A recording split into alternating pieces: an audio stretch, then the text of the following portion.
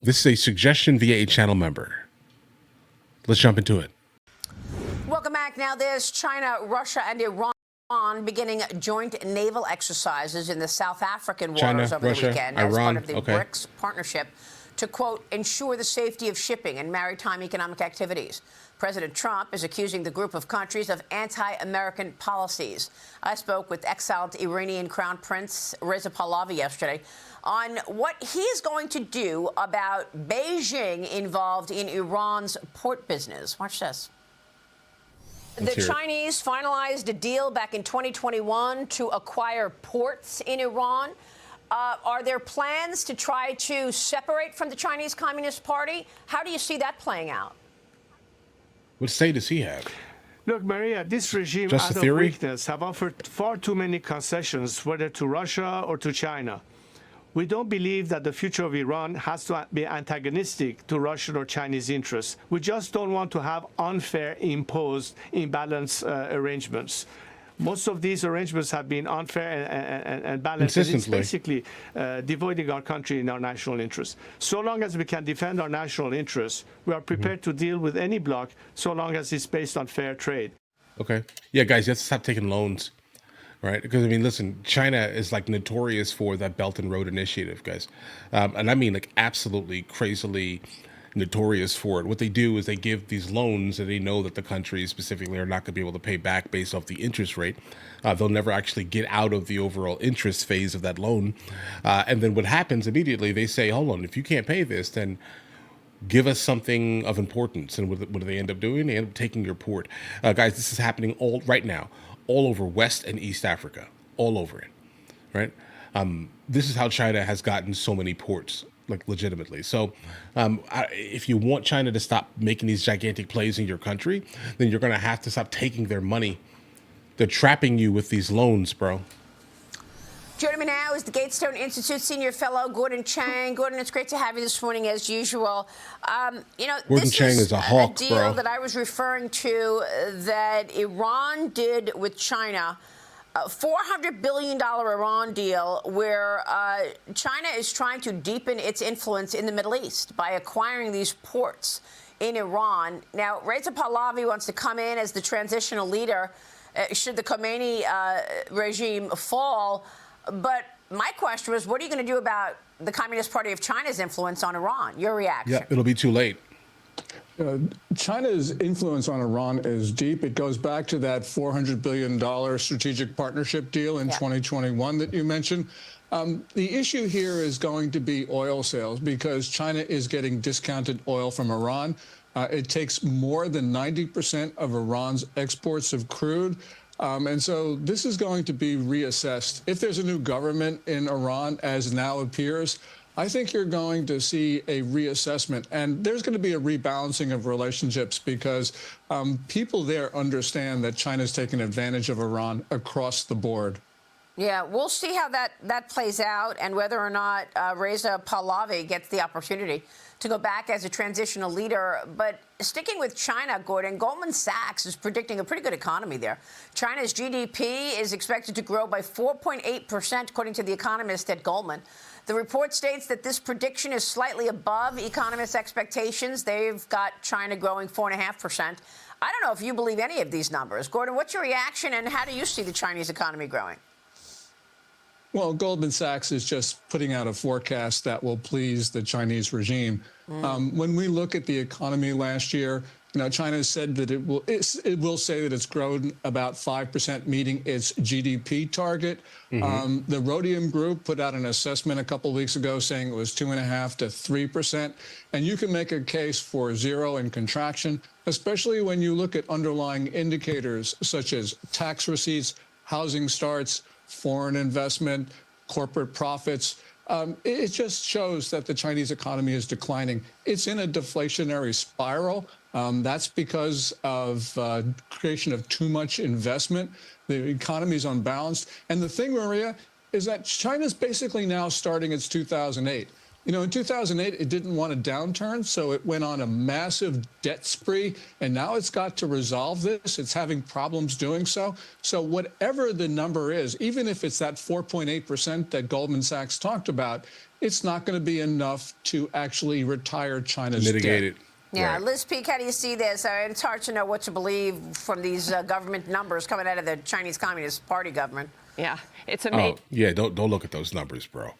Don't look at those numbers at all. Those numbers are fictitious. Let's just start there. All right. Currency devaluation is like a thing. Not saying other nations don't do it, but be fully aware here. China does it a lot more, bro. Isn't it? We just really don't believe the data. Gordon, No. I think part of the reason Goldman is so positive is because exports supposedly are surging from China. The numbers do confirm that, not to the United States, but to elsewhere. So my question is, are those profitable exports? Because if it was so easy to replace U.S. as their major market, why haven't they done it beforehand? That's a great question. And the margin on China's exports to the global south are much thinner than their margins to, for instance, the United States. And there has been that diversion of export sales, as you talked about. So, yes, the Goldman estimate is based upon increase in exports. But really, we're starting to see even the global south start to resist China's exports. And I think that really means that although there will be maybe some export growth this year, it's not going to be enough to justify the 4.8% forecast. So really, when you look across the board, it's very gloomy for China. A friend of mine who just came back from a trip to Hong Kong and Beijing was saying that there's something like 20% unemployment in China right now. Wow. And that's a real indication that the economy really doesn't have that potential to Those meet are the the tariffs. Goldman forecast. And Kenny Polcari, jump in here, because I feel like investing in these Chinese companies that are traded on our exchanges has really been fading in terms of the enthusiasm around there. Yeah, well, Do not do that. Listen, I Do was not one who never invested do in that. the first place just because Right, guys, do not do. If you're someone who definitely lives kind of within the market, you definitely want to stay away from, like, kind of in general, like the volatility of like a Chinese stock, and a lot of that just has to do with again their ability to not actually give like actual numbers. They say, hey, listen, these are the numbers, believe us, right? And when that happens, either you can win big or lose big, and generally you're just going to lose big because you're going to get super comfortable with the stock's kind of overall volatility, and you want to stay away from that. Again, anyone who basically is known for altering what their currency is worth, basically based on any day they decide, you really do not want to partake in any type of like financial product that they're basically I offering. didn't trust the accounting. I didn't trust the dynamics of it. So that's not where I went. And so I would suggest that it's going to continue to get even harder for that if this in fact comes out. To Gordon's point, if there's 20% unemployment in China, how could Goldman even come up with an estimate like that? You can't tell me Goldman's not aware that there's 20% unemployment in China when They're looking at pre-Trump people on the numbers. street are telling Gordon, No doubt. look, yes, it is. Unemployment is huge here. What is Goldman looking at that they see differently? Kenny, you really got to ask Goldman that because their forecast, I think, is just really politically determined. They are not going to want to say something that will offend the regime because, they want to do business in China. Exactly. But, I can't really speak to that. You got to ask them themselves. Right. That's exactly. Yeah. I mean, like, personally, it feels like they're looking at pre-Trump numbers, meaning that all of the things that Trump has done since he's been in office this time specifically, that has basically affected the bottom dollar of China. Understand, China was basically on track to basically overtake everything and everyone. The Belt and Road Initiative that they were doing in all of like the developing nations, let's say, to the point where they were having access to be able to build ports, build bases, utilize areas for training that they were not able to do before, specifically if because obviously they weren't trying to like I guess colonize these places. They say, hey, listen, I'm going to colonize you with money, right? And then when you can't pay it, I'm just going to go ahead and take the land. And now, geopolitically, no one is going to go crazy because by default, I gave them a loan. They couldn't pay it, so they gave me this piece of land, right?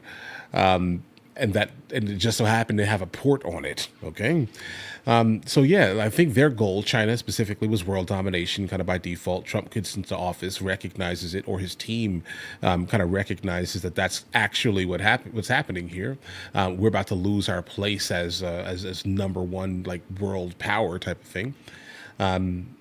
And he then goes on like a gigantic rampage, basically, to try to find a way to immediately undercut them like they undercut us in the 80s, 90s, 70s, 80s, and 90s.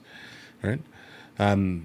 Now, Goldman Sachs, am I surprised that they're doing this? Not at all, guys. I mean, that's just kind of what they do in certain places around the world where he's right here, where they kind of want to maintain some type of business interest. But at the same time, it does look like they're looking at pre-Trump numbers, right? Because again, they were definitely on track to do more than 4.8. Let's just say this year. Guys, do you want to watch movies with me? I never actually thought to like promote it over here, guys. But if you guys do want to watch it, guys, we have hundreds of movies, and I mean hundreds of movies that we've reacted to. You guys can come watch them with me if you want to, along with many TV shows. Currently, we're working on the show Dexter, along with Vikings. And we have a lot of series that are already completed. But if you guys do want to watch it with me, the link is in the description. Everything's available at the second tier. But of course, if that's not your thing, guys, don't worry, right? Listen, like and subscribe.